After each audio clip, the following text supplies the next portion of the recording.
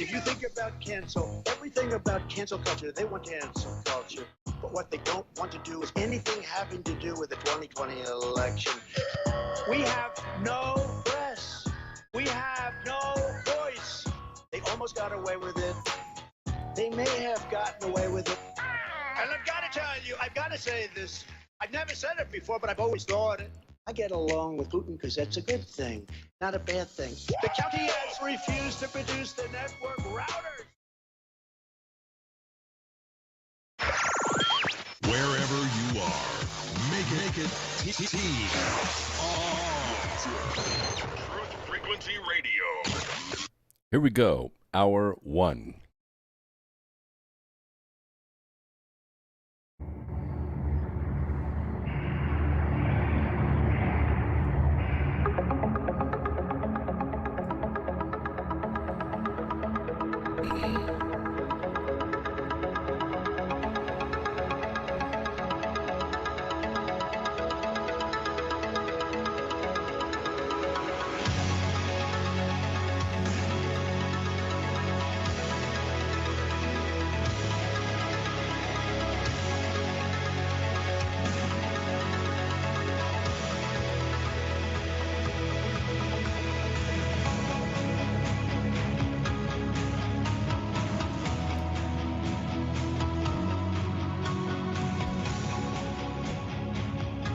And greetings, Earth Explorers. Welcome to X Squared Radio. I'm your host, Brooks Agnew, coming to you live from an undisclosed location east of the Appalachian Mountains.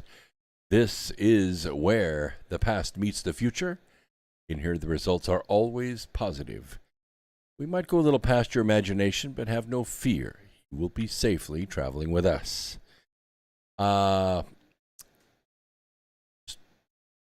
Had to make sure things were going well with Foxhole. Just hold on just 1 second. In here, the results are always positive. We might go a little past your imagination. Have no fear. Be safely traveling with us. Did I already say that? Maybe I already did. I got distracted. Lots going on. Had a great weekend. This weekend, the Fox Nation special, In Plain Sight, Plane, a documentary about the Denver airport conspiracies, began on Fox Nation.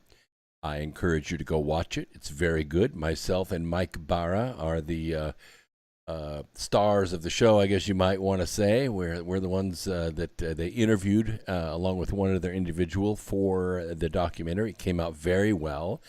Well produced, well edited. You're really going to enjoy it. If you watch Fox Nation, you will like it. Okay, let's see. That's going good. Got that on. Yes, everything is good. Rockfin's up. We are streaming to you live through the Truth Frequency Radio Network, where the Truth Freaks hang out. We are not afraid to let our Truth Freak flag fly. This is the voice of the revolution. We will treat, cure, and prevent the disease of ignorance. We're also streaming to you live on several video platforms tonight. On Foxhole and Twitch and Facebook and DLive and Twitter, not YouTube. We're still banned from YouTube. And we're also streaming to you on Rumble and Rockfin. So if any one of the feeds are having any problems tonight, you can go to any one of these other free speech platforms and pick it right up. Chat room is full of people already. Baba Susie, Old Dog, Clark Culper. Is that it? Yes. The Ursa Major. Kathleen is there. Ammon 1233 is there. And I'm sure others will be popping in the next few minutes. We have a lot to go over. We only have 3 hours to do it. We take a break every 30 minutes tonight. So you can listen to the break, take a break, or you can, if you're listening to this as an archive, just speed right through it, and you'll see me hold my fingers up 1, 2, or 3 at the beginning of each hour, so you can find that starting point and be ready to go. Tonight's title story I called The Real Internet Police. Now, a lot of us have already encountered that, right? If you're on Facebook, I'm sure you've been in Facebook jail or Twitter jail or YouTube jail, right? You know what that's like, right? That's not the real internet police. Those are just squads. Those are just soldiers that work inside the tech giants, and they're trying to protect their little community of alphabet people to keep them from hearing the truth, to keep anybody from hearing the truth. And we're going to see them collapse because all these other great free speech platforms are filling in the gap. They're all doing it. And I can tell you right now that Google has a failed business model. YouTube is not going to survive anything more than just, how to change your brakes, how to cook biscuits. It's a great how-to channel. Nothing offensive about making biscuits and gravy, right? But you're not going to see anything controversial. You're not going to see any new knowledge. You're not going to see any real truth on YouTube. So, be that as it may, Rumble is filling in the gap. Rumble right now has grown, something like 1,600% in the last 6 months. Yes, they're experiencing growing pains. They are behind on the tech, but we have patience. All of us do, because Rumble's doing a great job. And I strongly suggest, if you were listening on YouTube, please. What is YouTube Live? Are you watching on YouTube? I see a YouTube link up there. I do see some YouTube people. Maybe we are live on YouTube tonight.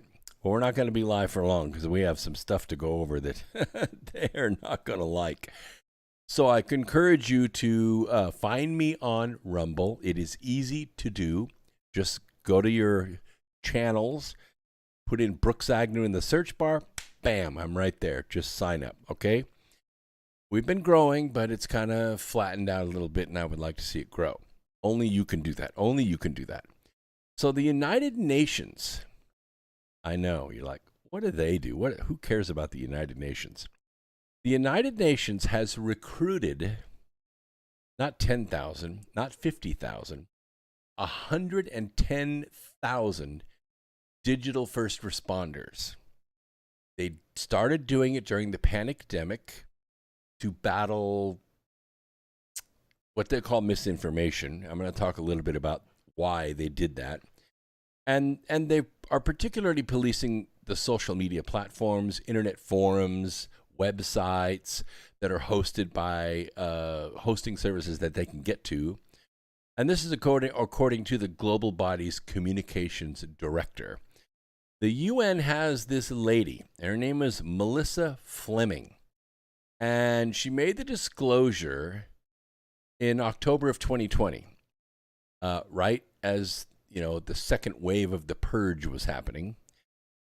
And she was talking at the World Economic Forum podcast called Seeking a Cure for the Infodemic.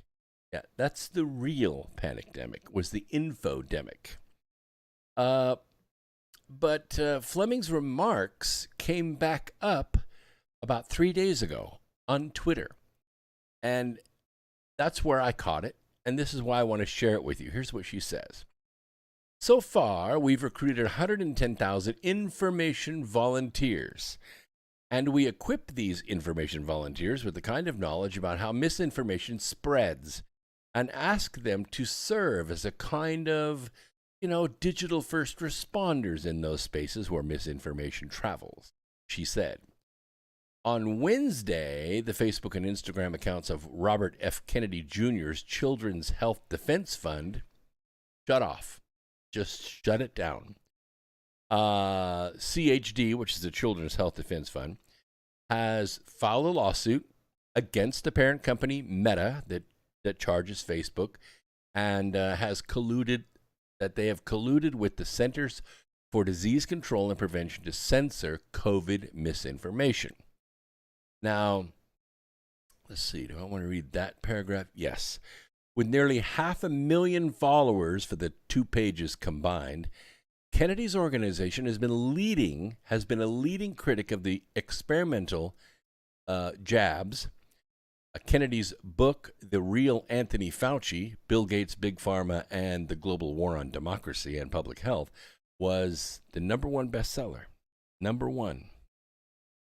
The Children's Health Defense noted the deplatforming came after the CDC quietly walked back many of their previous COVID-19 policies that CHD had criticized since the beginning of the pandemic. So at this point, we're going to have to cut YouTube off. I hate to do it. I know a lot of you are listening right now on YouTube. I know we have close to 20,000 subscribers on YouTube. I hate it. I don't like it. I love my subscribers on YouTube, but Google routinely violates our constitutional rights here, and we cannot allow that. And we will not allow that. So we're going to give you, all you people that are listening on YouTube, we're going to give you 3-minute warning. You can move over to one of the other platforms, move over to Foxhole or to Rumble or even to Twitch. Twitch does a good job as well. And I'll talk about something else. The weekend I spent Saturday at the Taco Festival. I know, there's a Taco Festival. Isn't it great? Charlotte had a Taco and Taps Festival. 15 taco trucks, probably 60 different booths with everything from cigars to lemonade and all kinds of brews and things like that that are native to Charlotte were on display. And it was on a golf course. So we got to walk around in the grass, trees. They had tables set up with umbrellas. You could sit in the shade. It was overcast all day, about 83, 84 degrees. In short, it was awesome. 2 live bands. They did a marvelous job. I think it was Junk Food Junkies was the band that played out of D.C., and they could play everything. They could play everything. I was very, very impressed with them. Okay, so that means that little news snippet's out of the way, and we're going to have to say goodnight to YouTube. I hate to do it, but we're not going to allow Google to censor us, so that's it. Goodbye, YouTube.